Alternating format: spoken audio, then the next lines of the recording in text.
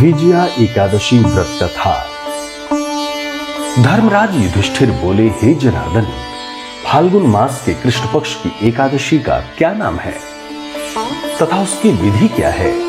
कृपा करके आप मुझे बताइए। श्री भगवान बोले, हे राजन, फाल्गुन मास के कृष्ण पक्ष की एकादशी का नाम विजया एकादशी है।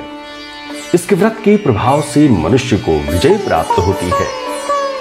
यह सब व्रतों से उत्तम व्रत है। इस विजया एकादशी के महात्म के श्रवण व पठन से समस्त पाप नाश को प्राप्त हो जाते हैं।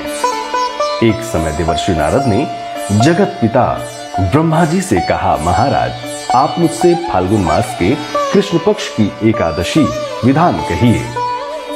ब्रह्मा जी कहने लगी कि हे नारद, विजया एकादशी का व्रत पुरानी तथा नए पापों को नाश करने वाला है। इस विजया एकादशी की विधि मैंने आज तक किसी से भी नहीं कही। ये समस्त मनुष्यों को विजय प्रदान करती है।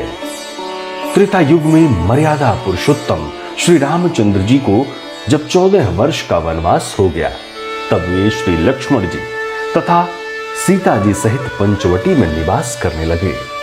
वहां पर दुष्ट रावण ने जब सीता जी का हरण किया, तब इस समाचार से श्री रामचंद्र जी महाराज तथा लक्ष्मण जी अत्यंत व्याकुल हुए और सीता जी की खोज में चल दिए।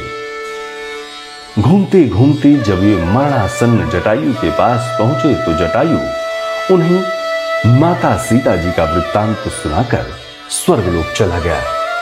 कुछ आगे जाकर उनकी सुग्रीव से मित्रता हुई और बाली का वध किया।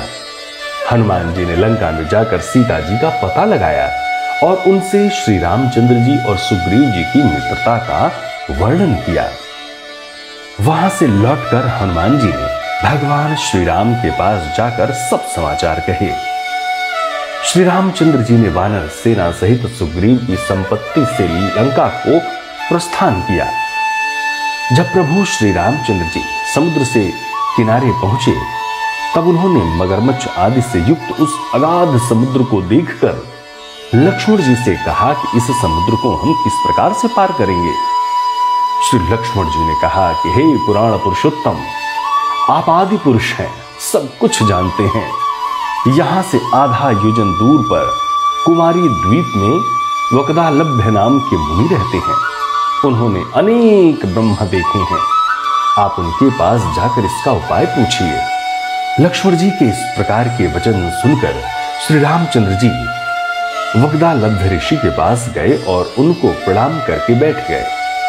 मुनि ने भी उनको मनुष्य रूप धारण किए हुए पुराण पुरुषोत्तम समझकर उनसे पूछा कि हे राम, आपका आना कैसे हुआ?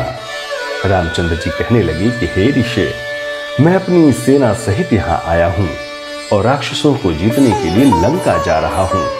आप कृपा करके समुद्र पार करने का कोई उपाय बतलाइए। मैं इसी कारण आपके पास आया हूं। वक्तालभ्य ऋषि बोले कि हे राम, फाल्गुन मास के कृष्ण पक्ष की एकादशी का उत्तम व्रत करने से निश्चय ही आपकी विजय होगी। साथ ही आप समुद्र भी अवश्य पार कर लेंगे। इस व्रत की विधि यह है कि दशमी के दिन स्वर्ण, चांदी, तांबा या मिट्टी का एक घड़ा बनाएं।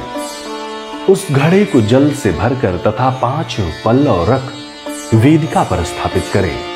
उस घड़े के नीचे सतंजा और ऊपर जौ रखें। उस पर श्री नारायण भगवान की स्वर्ण की मूर्ति स्थापित करें। एकादशी के दिन स्नान आदि से निवृत्त होकर धूप दीप नैवेद्य नारियल आदि से भगवान की पूजा करें। तत्पश्चात घड़े के सामने बैठकर दिन व्यतीत करें और रात्रि को भी उसी प्रकार बैठे रहकर जागरण करें। द्वादशी के दिन नित्य नियम से निवृत्त होकर उस घड़े को ब्राह्मण को दे दें। हे राम, यदि तुम भी इस व्रत को सेनापतियों सहित करोगे तो तुम्हारी विजय अवश्य होगी। श्री रामचंद्र जी ने ऋषि के कथनानुसार इस व्रत को किया और इसके प्रभाव से दैत्यों पर विजय पाई। अतः हे राजन, जो कोई मनुष्य विधिपूर्वक इस व्रत को करेगा, दोनों लोकों में उसकी अवश्य विजय होगी। श्री ब्रह्मा जी ने नारद से कहा था कि हे पुत्र, जो कोई इस व्रत के महात्म्य को पढ़ता या सुनता है, उसको वाजपेयी यज्ञ का फल प्राप्त होता है। धन्य है श्री राघवेंद्र सरकार और धन्य है उनकी महिमा। ओम नमो भगवते वासुदेवाय।